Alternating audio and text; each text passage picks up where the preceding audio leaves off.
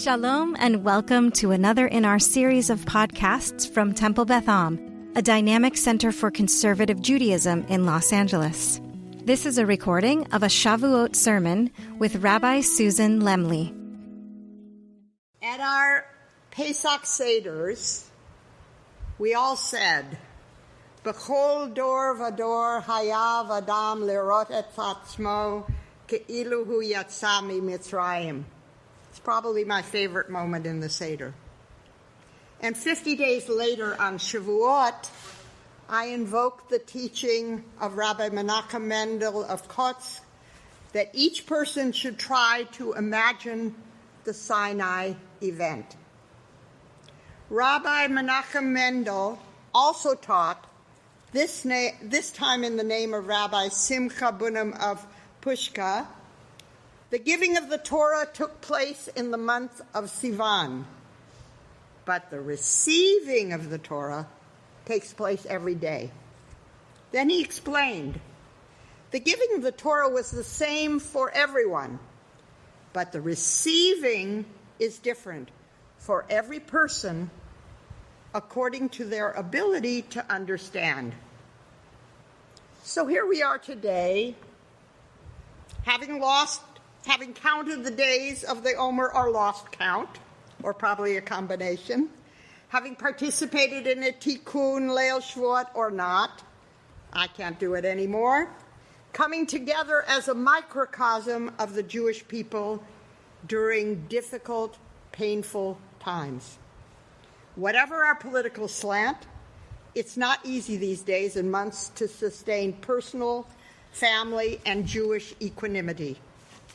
And so, as Jews have done during earlier crises in our people's history, we need to draw strength from community, faith, and learning, from Am Yisrael, Adonai, and Torah. Today's Torah reading, taken from Parshat Yitro, includes a central passage, many central passages, but this is the one I'm focusing on. Moses came and summoned the elders of the people and put before them all that the Lord had commanded him. The people answered as one, saying, all that the Lord has spoken we will do. Kol asher diber Adonai na'aseh. Let's imagine ourselves there within a massed community where, as the Mechilta de Rabbi Shimon Bar Yochai teaches, all the people answered as one.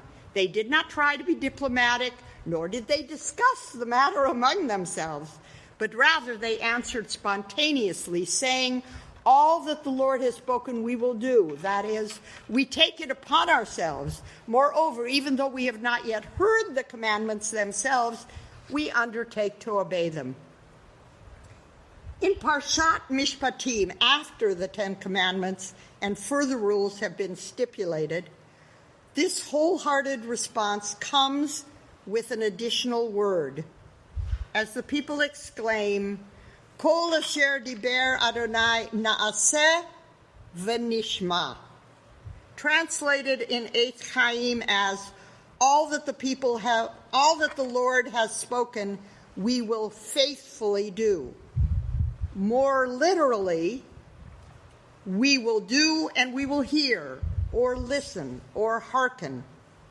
Or, according to an Eitz Chaim note, we will do and we will obey, indicating they're eagerly agreeing to follow God's laws even before fully understanding them. There are many interpretations of this puzzling verb sequence, na'aseh v'nishma. In Mishnah Kesef ve'ele hamishpatim, we get a teaching of Rabbi Yosef ibn Kaspi. What is meant is that they answered, we will do, with regard to the commandments that entail action, and we will hear with regard to the commandments of the heart. Ha'emek Davar offers, the whole people answered, all that the Lord has spoken we will do, and those capable of a deeper understanding answered, we will do and we will hear.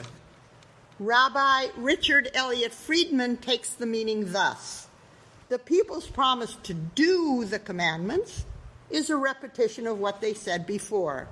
They repeat it formally now because Moses has just read them the written document. The people's promise to listen is, as Rashbam wrote, a further promise, a commitment to follow the things that God will say to them in the future. As many of you undoubtedly know, taken out of its immediate context, Na'aseh ונשמע has become a watchword for the way in which Judaism is a religion of deed more than of intention or doctrine. One in which mitzvot are central, so much so that in the case of most mitzvot, a person who performs the mitzvah without focusing on its significance has nevertheless fulfilled their religious obligation. More broadly and influentially, the motto of Na'aseh ונשמע serves to encourage those new to observance to leap even before looking too closely as they take on Jewish practice. For me, many years ago, this meant lighting Shabbat candles with its bracha that praises a God in whom I didn't yet quite believe. I bet that there are others here who came to belief through action, and still others who are spiritually sustained by participating in Jewish communal activity without being able to achieve or articulate clear beliefs. It seems to me that this wide variety of approaches to living Jewishly supports Rabbi Menachem's teaching that receiving Torah is different for every person according to their ability.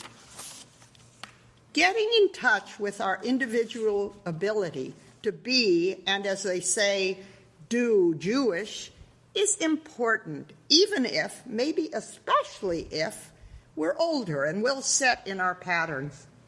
In considering this, I went back to an essay that influenced me tremendously years ago when I came to serious observance. Entitled The Builders, it takes the form of a letter to Martin Buber from his colleague at the Frankfurter Lehrhaus, Franz Rosenzweig.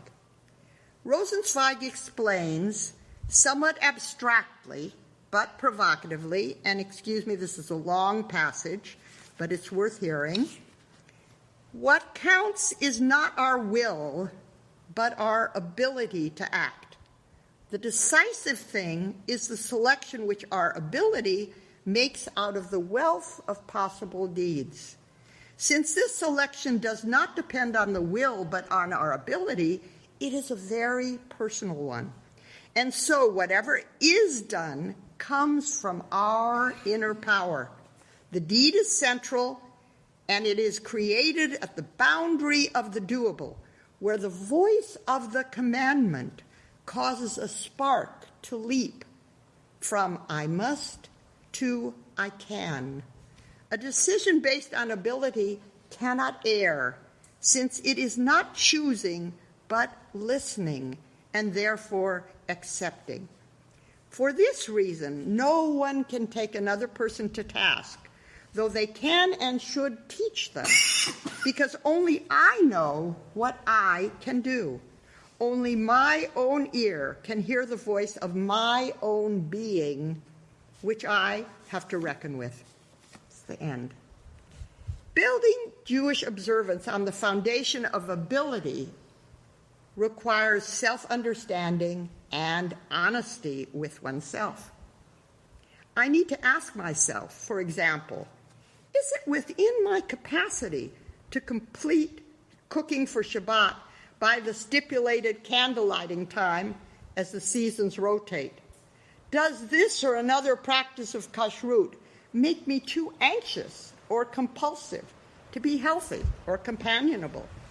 Do I have too many other pressures on me right now to be able to activate the mitzvah of haknasat orchim?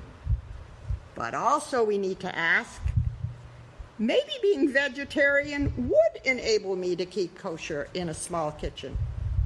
Perhaps I could increase my tzedakah by eating out less.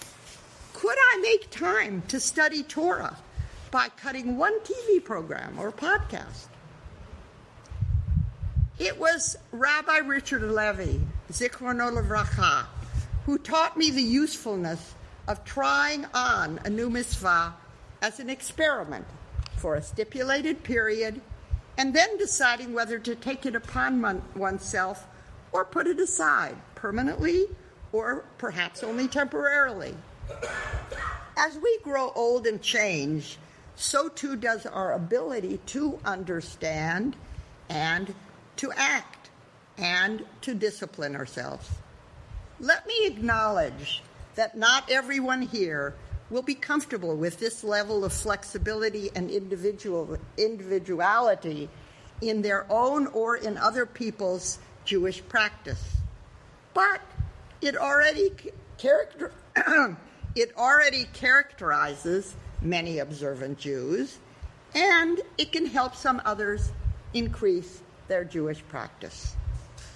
On this Shavuot day, when the Torah was given and when it was received, when it is being received by us as a group, by Jews around the world, and by us each as individuals, let me conclude with a poem, Psalm 21 by Danny Siegel, a poet I haven't dipped into for quite a long time.